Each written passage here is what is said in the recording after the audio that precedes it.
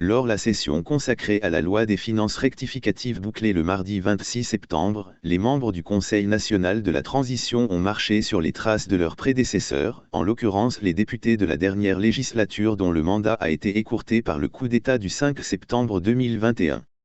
C'est ce que nous retenons de la réaction que Guiene News a sollicitée auprès du président du parti GECI, Génération Citoyenne, sur cette session dont la qualité du travail a suscité beaucoup de réactions positives dans la cité.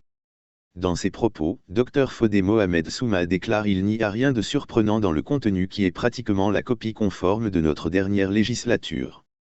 Et l'ancien vice-président de l'Assemblée nationale explique, sur fond de regret, ceci: les institutions républicaines sont en location à plus de 95% après 65 ans d'indépendance.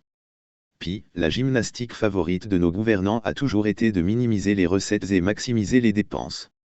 Ce qui leur permet de s'octroyer de bonnes notes en cas de léger glissement ou de non-dépassement. Eu égard à cette donne, Fodé Mohamed réaffirme: les conseillers ne pouvaient pas produire une copie différente. Tout en insistant sur la qualité du travail du Parlement dont il était membre, l'expert financier remarque: la 9e législature a été souvent critiquée à tort par rapport au boycott de certains partis de premier plan. Alors que les ministres entraient dans l'hémicycle la peur au ventre au vu de la qualité des débats en plénière.